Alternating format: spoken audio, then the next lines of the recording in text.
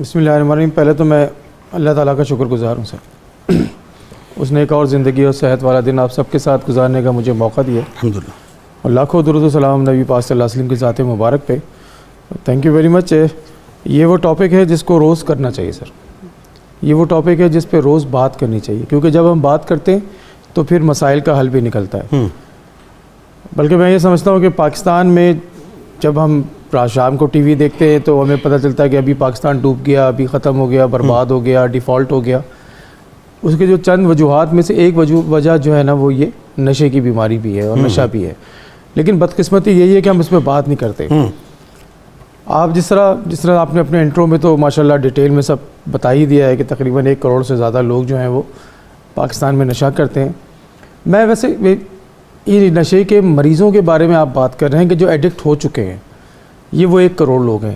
لیکن جو لوگ نشہ کرتے ہیں وہ تو اس سے کہیں زیادہ ہوئے نا, جو ابھی مریض نہیں بنے. بالکل. یہ ایک بہت امپورٹنٹ بات ہے جس کو آپ کو ہائی لائٹ بھی کرنا بہت صحیح کہہ رہے ہیں, بہت صحیح کہہ رہے ہیں کہ ابھی تو ہم ایڈکشن کی بات کر رہے ہیں کہ جو ایڈکٹس ہو گئے اور ان کی زندگی کے جو 5 اسپیکٹ ہیں وہ تباہ ہو گئے.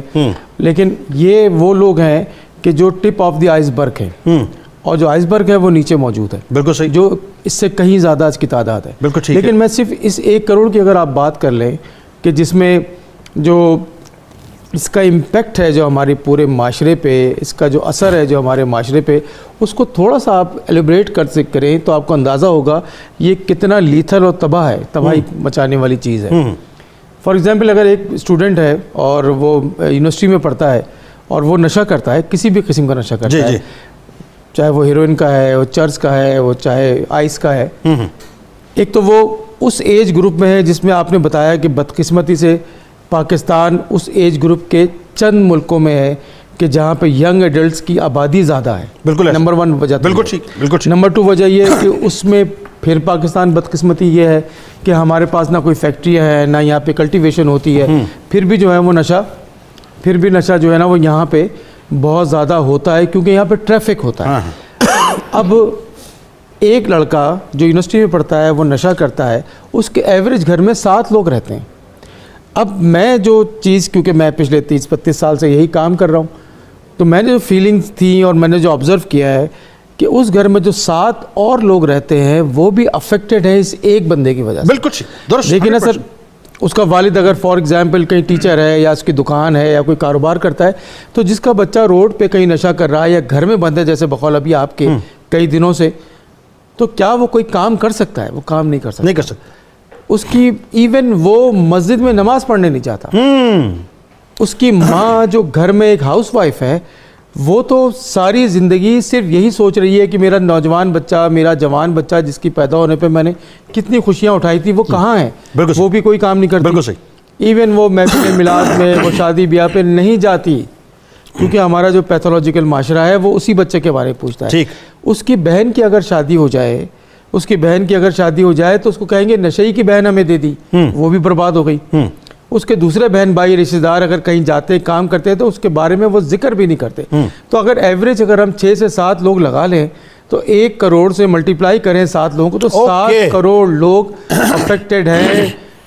یعنی ٹیکنیکلی آپ کا فرمانا ہے کہ 23-24 کروڑ کی آبادی میں 1 کروڑ صرف منشیات کے عادی ویسے بظاہر ہیں, لیکن وہ 7 کروڑ کے قریب 7 کروڑ لوگ وہ ہیں کہ جو افیکٹڈ بائی ون ڈیزیز, جس کا امپیکٹ آپ معاشرے میں فائنینشلی طور پہ لگائیں.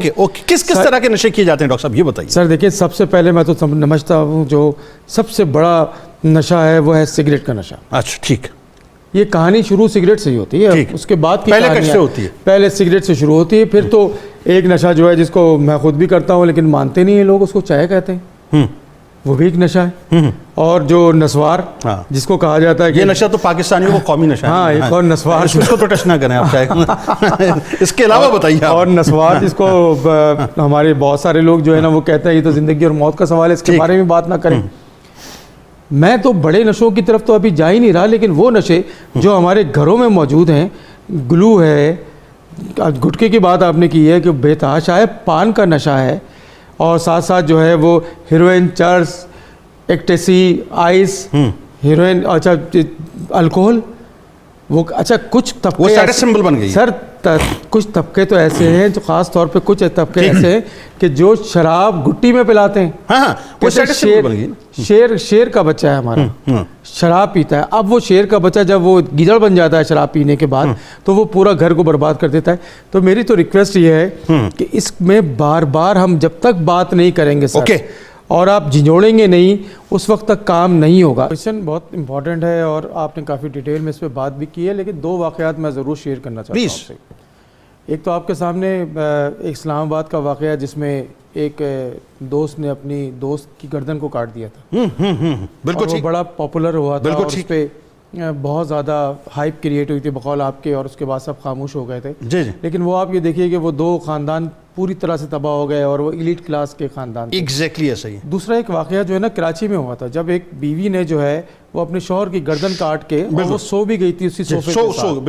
مطلب آپ اس کی جسم کے ٹکڑے کر دیے تھے, اس کے ٹکڑے کرنے کے بعد وہ اس کے ساتھ ہی سو گئی تھی, ساتھ سو گئی تھی. اتنا ایکسٹریم جو ہے نا واقعہ, مطلب آپ یہ انسانی تاریخ کا خطرناک ترین واقعہ, یہ ایک چھوٹا سا امپیکٹ ہے اور وہ سو گئی, کاٹ دیا, ختم ہو گئی بات.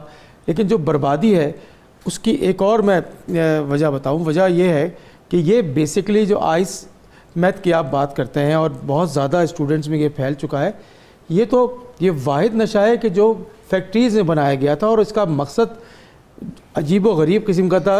اور یہ 2nd ورلڈ وار میں جیپنیز کو استعمال کروایا گیا تھا امریکہ سے مقابلہ کرنے کے لیے. پرل ہاربر ایک کیس تھا جو جہاز تھا, اس پہ جو وہ ہوائی جہاز کے ذریعے اس پہ ڈائریکٹ حملہ کر دیتے تھے اور ہوائی جہاز جو ہے نا اس پہ گرا دیتے تھے. ان کو اتنا وہ ہائی فیل کر رہے ہوتے تھے اس وقت کہ ان کو یہ نہیں اندازہ تھا کہ وہ مر جائیں گے, تباہ ہو جائیں گے, اور وہ یہ کام کر دیتے تھے. یعنی ان کا ڈوپامین نیکسٹ لیول پہ اترا. ان کا جو ڈوپامین لیول ہے, ویسے بھی ایڈکشن میں ڈوپامین لیول اتنے ہائی چلے جاتا ہے جس کا کوئی اس کو ملٹیپلائی بائی 200% کہہ سکتے ہیں یہاں. تو وہ اس کا اتنا بڑا امپیکٹ تھا کہ وہ پائلٹ جو تھے وہ آئس کا استعمال کرتے تھے اور وہ الٹیمیٹلی انہوں نے جنگ کو اس طرح سے تباہ و برباد کیا اور اپنی جانوں کو بھی جان دے دی. جو سب سے بڑا ایک اور بات کہ کچھ لوگ جو ہیں جن کو ویٹ کم کرنے کے لیے استعمال ہونے لگا. اچھا, ویٹ کم کرنے کے لیے یہ ٹرائلز ہوئے تھے اور یہ بہت زیادہ آئس کا نشہ. جی آئس کا نشہ. اچھا, ویٹ لاس کے لیے استعمال ہو رہا ہے. یہ جتنے بھی کیمیکلز ہیں یا ڈرگز جو بنائی جاتی ہیں وہ کوئی نقصان کے لیے یا ایڈکشن کے لیے تھوڑی بنائی جاتی ہیں. یعنی ایون یہ ہیروئن جو ہے جو پین کلر ہے بنیادی طور پہ, یہ جو چرس جو ہے وہ اس لیے تو نہیں بنائی. اب تو بہت سے ملک نے اجازت بھی دے دی 12% سے زیادہ ایڈکشن ہونے کے باوجود بھی, اس لیے تو نہیں بنائی گئی ہیں جو کیمیکل فیکٹریاں لگائی گئی ہیں ان کو کنورٹ کرنے کے لیے کہ یہ برباد کر دیا, ایڈکٹ ہو جائے. تو ایک تو ویٹ کم کرے, اور پھر بہت سارے اسٹوڈنٹ, مجھے اپنی میڈیکل تعلیم کے دوران مجھے یاد ہے کہ بہت سارے اسٹوڈنٹ جو ہے نا وہ یہ گولی استعمال کرتے تھے کہ جاگنا ہے, گروپ اسٹڈی کے دوران. ہاں, کہ جاگنا ہے اور پڑھنا ہے, لیکن اس کا الٹیمیٹ اینڈ کیا نکلتا تھا کہ ایڈکشن.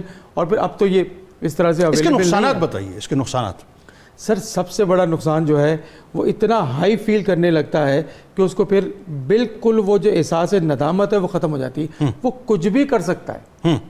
ویسے تو سارے نشے جس طرح پروفیسر صاحب نے بتایا کہ وہ کچھ بھی کروا سکتے ہیں, لیکن یہ وہ نشہ ہے کہ جو ایک دم سے اسپائک اس کی اوپر بڑھتی ہے اور اس کے بدلے میں گردن کاٹ کے آرام سے سو جایا جاتا ہے. 2-3 اور اتنی ہائپر ایکٹیویٹی ہوتی ہے, بھوک ختم ہو جاتی ہے, نیند, بھوک ختم ہو جاتی ہے, سیکشول اراؤزل بے تحاشا ہوتا ہے. اس کے بدلے میں وہ کچھ بھی کرنے کو تیار ہوتے ہیں. وہ ان میں ماں باپ, بہن بھائی, وہ جو رشتوں کی تمیز ہے وہ بالکل ختم ہو کے رہ جاتی ہے.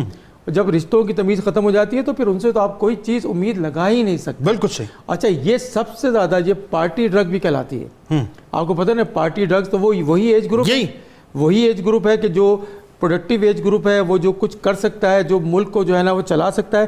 آپ دیکھیں جانتے بوجھتے باہر والوں نے اتنا زیادہ انفلوئنس کیا ہے ہمیں کہ اس ایج گروپ کو پکڑ لیں کہ جو ملک کو چلانے والا گروپ ہے. ایگزیکٹلی. جو ملک کو چلانے والا اس کو ہی ٹریپ کر لیں تاکہ وہ ملک کو تباہ کرنے کے لیے اس کی ریڑھ کی ہڈی کو توڑ دیں, ادروائز پھر بات ختم ہو جائے گی. سر آپ نے بھی چھوٹی سی بات بتائی کہ 25 لڑکیاں کسی گھر میں کسی کے گھر کی جوان بچیاں ہوں گی نا, ان کو دفنا دیا گیا. دفنانے کے بعد پتا چلا, کیس کو دبا دیا, دفنانے کے بعد پتا چلا ہے کہ وہ بچی مر گئی تھی, دفنا دیا گیا, پھر ان میں سے ایک بچی کی وجہ سے سارا کچھ نکلا ہے. بالکل ایسا. اس سے بڑی کوئی بربادی کسی قوم, کسی نسل کی ہو سکتی ہے؟ تو یہ آپ اس پہ جب تک سر آپ بار بار ہم بات نہیں کریں گے, اور بار بار 2 لوگ ہیں سر, میں ریکویسٹ کروں گا آپ کے ٹی وی کے پروگرام سے. ایک تو اسکول کے ٹیچرز, پرائمری سیکنڈری اسکول کے ٹیچر، یونیورسٹی کی تو بات اب سیکنڈری ہو گئی نا، اور دوسرا جو مسجد کا امام ہے ممبر رسول سے سب سے زیادہ امپیکٹ اس کا تھا، وہاں یہ بات کرنی چاہیے اور ریگولر کرنی چاہیے.